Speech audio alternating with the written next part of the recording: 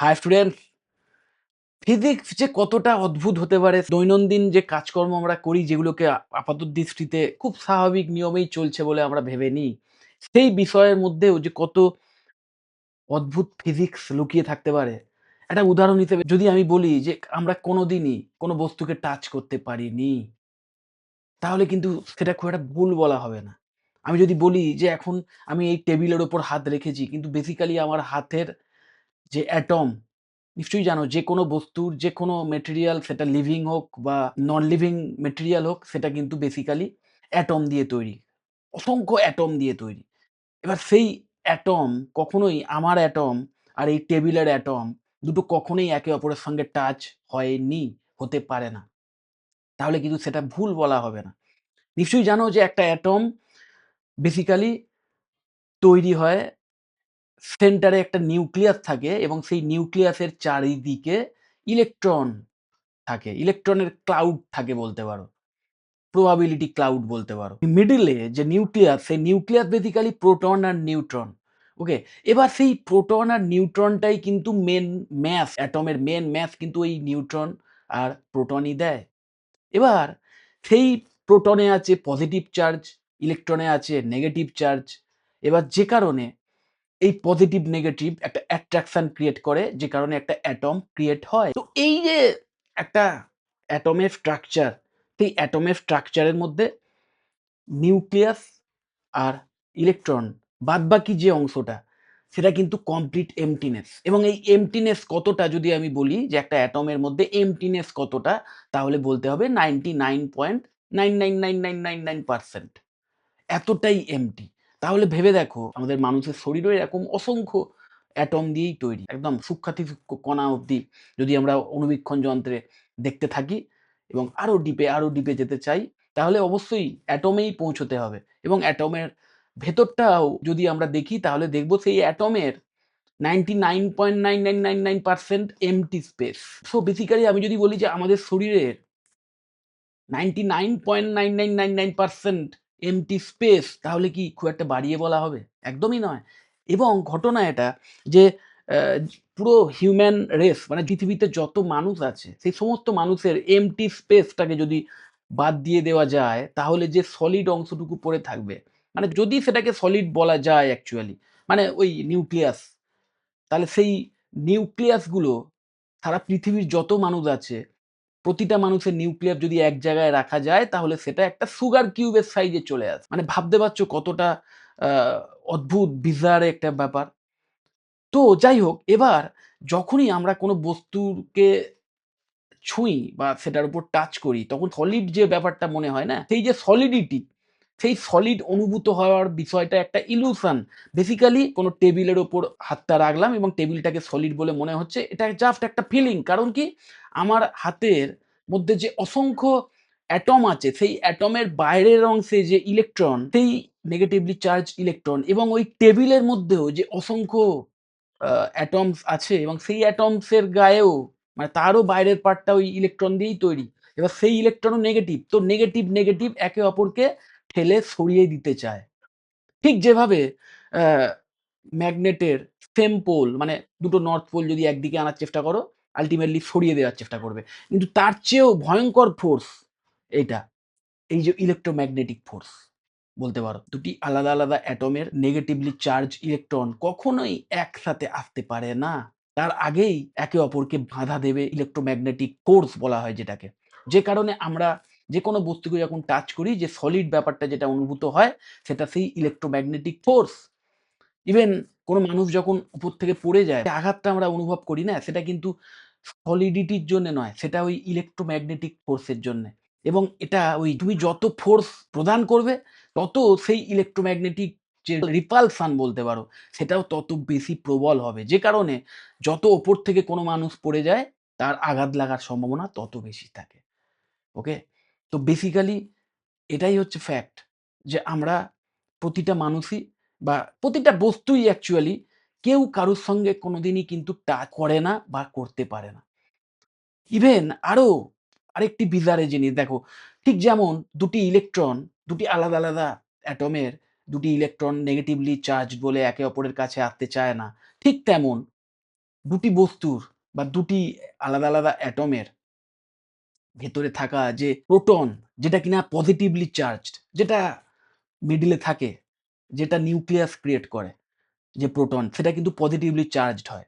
তো সেম ওয়েতে আরেকটি অ্যাটমের মাঝখানে থাকা যে প্রোটন, সেটাও পজিটিভলি চার্জড হয় এবং সেম ওয়েতে সেই দুটি প্রোটনও কিন্তু কখনোই একসাথে আসতে চায় না। সেখানেও একটা স্ট্রং ওই ইলেক্ট্রোম্যাগনেটিক ফোর্স কাজ করে, যাতে দুটি পজিটিভলি চার্জড প্রোটন কখনোই একসাথে না আসে। কিন্তু সেটা তাও সম্ভব। একসাথে দুটোকে মেলানো সম্ভব এবং এই প্রসেসকেই ফিউশন বলা হয়। কিন্তু এক্সট্রিম কন্ডিশনে, ওকে? এক্সট্রিম কন্ডিশন মানে হিউজ টেম্পারেচার এবং তার সাথে, সাথে হিউজ প্রেশার, তবেই কিন্তু দুটি পজিটিভলি চার্জড প্রোটনকে জোড়া যায়। যেটাকে কিনা ফিউশন বলা হয়। যে কাজ কন্টিনিউয়াস আমাদের সূর্য করে চলেছে। যত নক্ষত্র দেখি, সেই নক্ষত্র যে কাজ করে চলেছে, তার মধ্যে যে কন্টিনিউয়াস ফিউশন হয়ে চলেছে, সেটা এটাই। কন্টিনিউয়াস দুটি পজিটিভলি চার্জ প্রোটন, তারা কিন্তু জুড়ে চলেছে। কারণ সেখানে এক্সট্রিম হিট রয়েছে, এক্সট্রিম টেম্পারেচার রয়েছে, এক্সট্রিম প্রেশার রয়েছে। যাই হোক, তো এই যে ব্যাপারগুলো না, এই যে অদ্ভুত বিষয়, যে জিনিসটাকে খালি চোখে দেখে মনে হয় যে এটা তো নরমাল বিষয়। কিন্তু তাও যে কেন হচ্ছে, এটা কেন হচ্ছে, এর ভেতরে কি আছে? সেই জানতে, জানতে এই প্রশ্নের উত্তর খুঁজতে, খুঁজতেই কিন্তু ফিজিক্সের এত কিছু রহস্য আজকের উন্মোচিত হয়েছে। কিন্তু এখনো এমন অনেক রহস্য রয়েছে, যে রহস্যর উন্মোচন বাকি রয়েছে। যেমন আমি যদি বলি যে সেই যে ইলেকট্রন যে কিনা নেগেটিভলি চার্জড, সেই ইলেকট্রনকে সেই নেগেটিভিটি দিল কে? সেই নেগেটিভ চার্জটা কে দিল? বা প্রোটনের মধ্যে যে পজিটিভ চার্জ, সেই পজিটিভ চার্জটা দিল কে? মাথায় রাখবে, এই ইলেকট্রন এবং এই প্রোটন যদি ঠিক এই সিকোয়েন্স এ না থাকতো, তাহলে কিন্তু কোনো অ্যাটম তৈরিই হতো না। আবার ভেবে দেখো, যদি শুধুমাত্র এই পজিটিভ নেগেটিভ ব্যাপারটাই থাকতো, তাহলে দুটি জুড়ে এক হয়ে যেত। তাহলে কিন্তু এই ইলেকট্রন কখনোই চারিদিকে ঘুরতো না। সে কিন্তু ডাইরেক্ট নিউক্লিয়াসের মধ্যে ঢুকে যেত। তার মানে সোজা কথায় অ্যাটমের যে এম্পটি স্পেস, সেটা কিন্তু থাকতো না। কিন্তু তাও সেখানে যেহেতু কোয়ান্টাম ক্লাউড একটা ক্রিয়েট হয়, বা সেখানে একটা কোয়ান্টাম ফিল্ড, সেই কোয়ান্টাম ফিল্ড কিন্তু বলতে পারো ওই ইলেকট্রনকে নিউক্লিয়াসের মধ্যে ঢুকতে বাধা দেয়। যেটাই কিনা একটি অ্যাটমের স্ট্রাকচার তৈরি করে এবং এই এক্সাক্ট কারণেই কিন্তু আজকের কমপ্লিট এক্সিস্টেন্স রয়েছে। না হলে ভেবে দেখো, এই জগৎ সৃষ্টি হতো না, ইউনিভার্স সৃষ্টি হতো না, আমরা মানুষ তো বাদ দাও, কোনো কিছুই এক্সিস্টেন্সেই আসতো না। ওকে? তো এই যে প্রতিটা পার্টিকেল, সেগুলোর যে আলাদা, আলাদা বৈশিষ্ট্য, এগুলো দিল কে? এগুলো কিভাবে তৈরি হলো? তার প্রশ্ন কিন্তু এখনো অজানা। কিন্তু সেই প্রশ্নের উত্তর কিন্তু একজন সত্যিকারের সায়েন্টিস্ট সে কন্টিনিউয়াস খুঁজে চলেছেন এবং এই সায়েন্টিস্টদের অজানা প্রশ্নের উত্তর খোঁজার যে চেষ্টা, সেই চেষ্টার কারণেই কিন্তু আজকের আমাদের সিভিলাইজেশন এই লেভেল অব্দি এসে দাঁড়িয়েছে। কারণ মাথায় রাখবে, সায়েন্স কখনোই প্রশ্ন করতে ছাড়ে না। সেই প্রশ্নের উত্তর যতই জটিল হোক না কেন, সেই প্রশ্ন ইভেন যতই জটিল হোক না কেন, ইভেন সেই প্রশ্ন যত সরল হোক না কেন, সেই প্রশ্ন করা থেকে কিন্তু একজন সায়েন্টিস্ট কখনোই নিজেকে বিরত করে না এবং সেই প্রশ্নের উত্তর খুঁজতে, খুঁজতে আল্টিমেটলি সেই প্রশ্নের উত্তর না পাক, তার আগে এমন অনেক কিছু আবিষ্কার করে ফেলেন একজন সায়েন্টিস্ট, যার মাধ্যম দিয়ে একটা সিভিলাইজেশন বা একটা মানব সভ্যতা এগিয়ে চলে।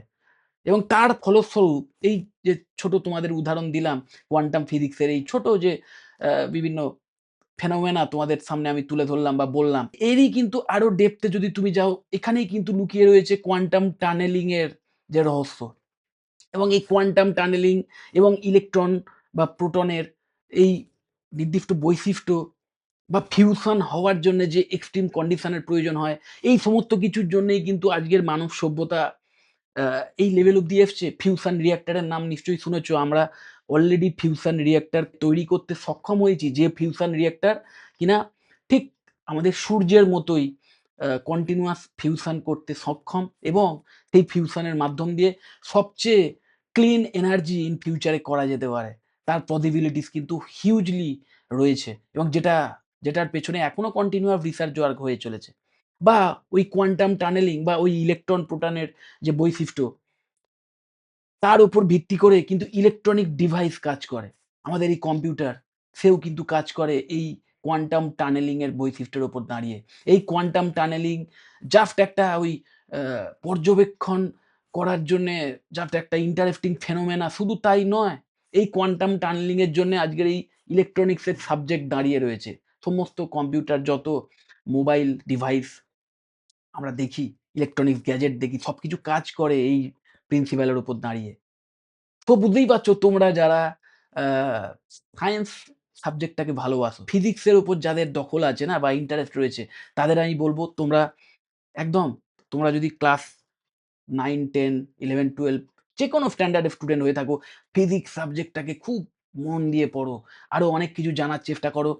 একদম ফিজিক্সের যে বেস সেটা যত স্ট্রং হবে ইন ফিউচারে, যদি তুমি অ্যাজ এ সায়েন্টিস্ট ক্যারিয়ারকে নিয়ে যেতে চাও, তাহলেও যেমন হিউজ রিসার্চ ফিল্ডে গিয়ে কাজ করার সুযোগ পাবে, যেখানেও কিনা একাধারে আ অনেক কিছু আবিষ্কার করার সুযোগ পাবে, অনেক অজানাকে জানার সুযোগ পাবে।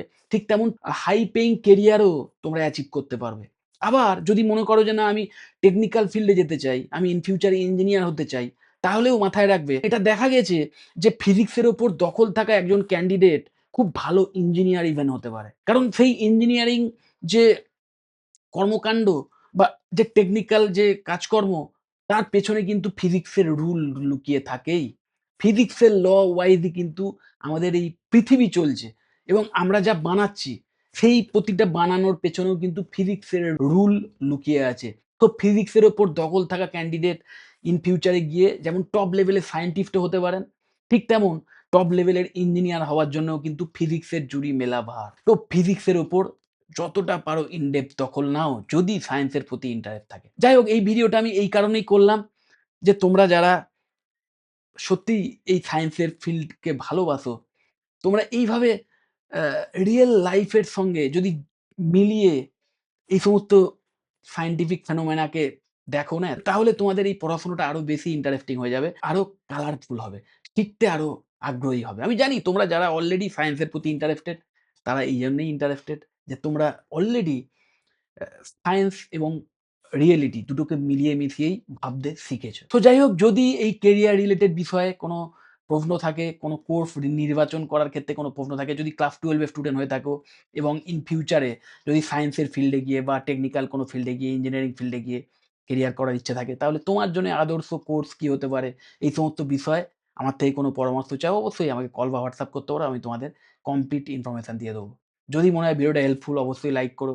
চ্যানেলটা যদি সাবস্ক্রাইব না করে থাকে, এক্ষুনি সাবস্ক্রাইব করো। ভিডিও যতটা পারো শেয়ার করে দিও।